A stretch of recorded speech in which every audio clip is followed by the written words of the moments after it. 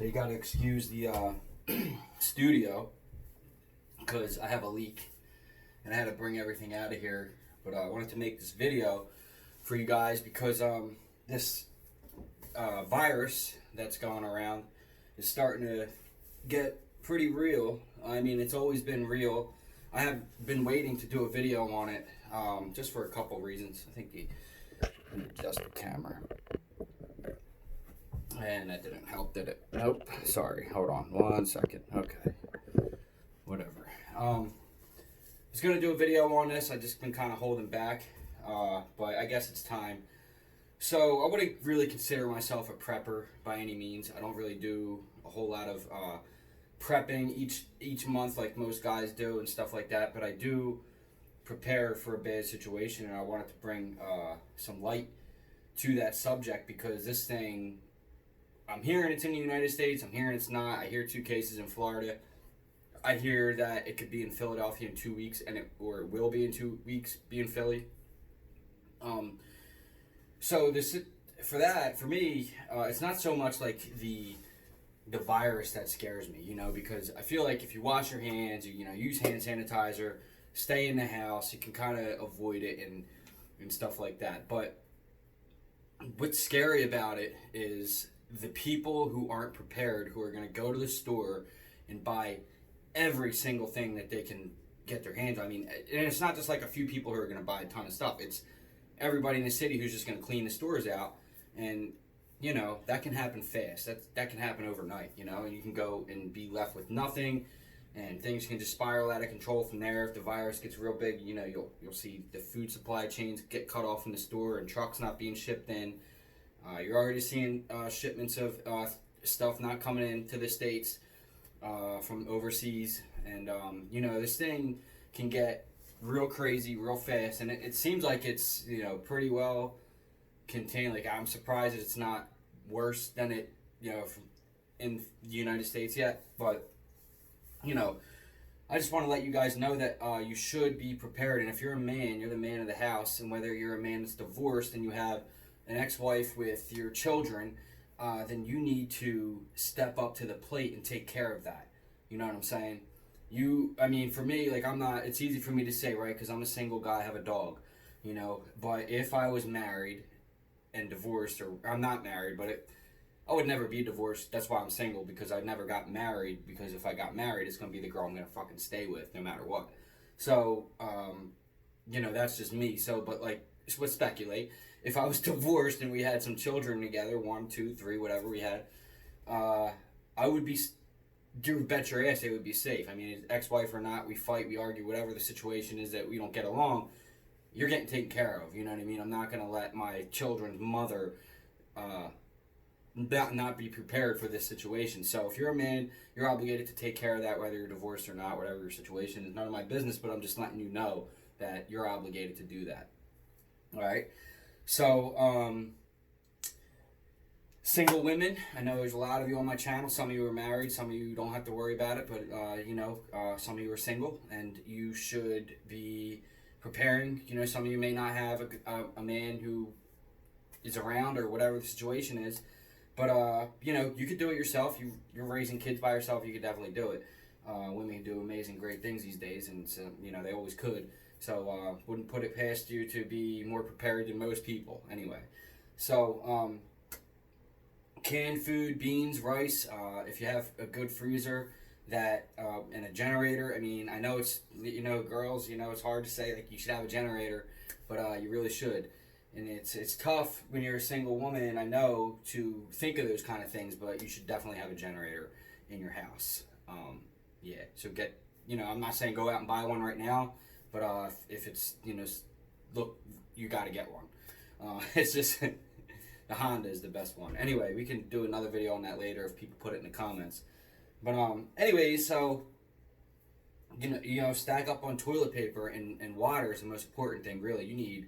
I would get 3-4 months supply of water, 20 cases, 20 to 30 cases. And I know that sounds like a huge, gigantic number, but you got to think about, it's not just drinking water, and it's not just you. It's, that needs shower. You may need to be able to flush a toilet. If it gets real bad, which I don't think it will, but it's a possibility that the grid shuts down and there's no power and there's no sanitation and there's no water getting out of your toilet. You're going to need water to flush the toilet. It's not going to flush on its own. It needs water in a bowl. So, and showers. So you need to have a separate water supply for that, and drinking water. So, if you don't, you can live for weeks without food. If you go 3 days without water, you're dead. You're dehydrated. So, a couple things to think about. Antibiotics, medicines, these are kind of things that you should already have. And I hope that this isn't the video. It's like, oh, I should have antibiotics. What was I thinking? You should know this, right?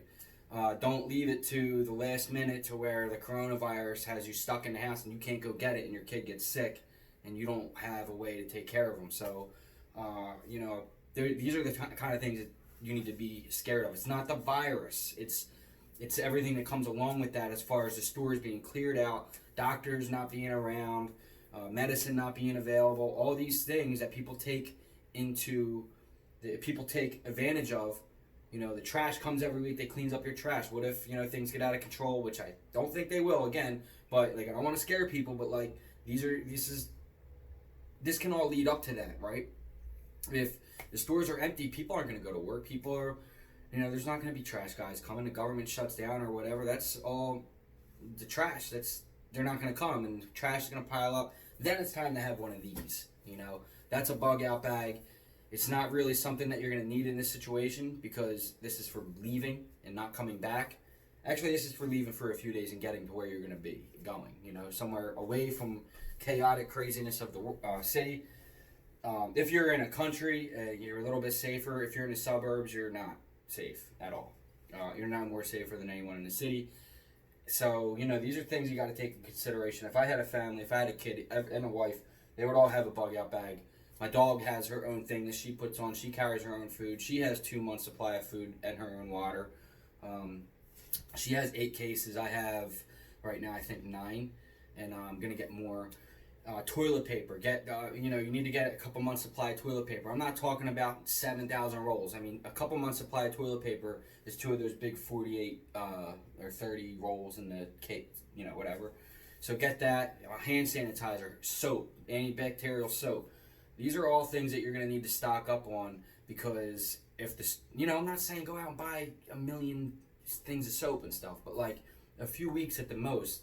If if you don't have a ton of money to spend, I would take $400 or $500 and go and get all canned stuff, rice, beans, stuff like that, stuff that's going to last a long time. That's not going to expire in a few days or a few weeks or a month.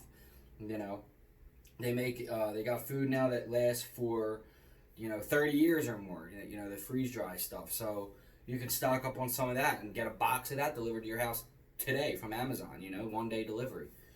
So you can do that, and you could be good, get a couple boxes of that, and you're good for a few months, and that'll keep you afloat. You might not be gaining a ton of weight, you might not be, gaining weight and lifting weights and stuff and living life like you should, but you're not dead, and you're not starving, which, if that happens, that's when people really go crazy, and that's when stuff gets real bad.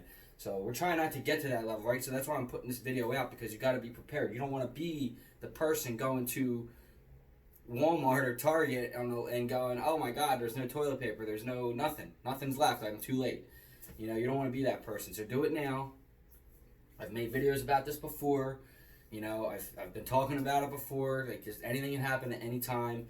I wouldn't consider myself a prepper, but I'm a man who likes to be prepared for anything at any time, So, and that goes for anything, Just I think about these kind of things, and I just like to have what I need when I need it, So, those are pretty much the basic. You don't need to get crazy. You don't need to, I don't want to see people, I need ammunition, I need a rifle, this stuff is Hollywood, You just need to survive for a few weeks, probably, or maybe more. So, it's up to you how much money you want to spend, how far you want to take it. For me, it's 2 months. That's my estimation of bugging in. You don't leave the house for 2 months.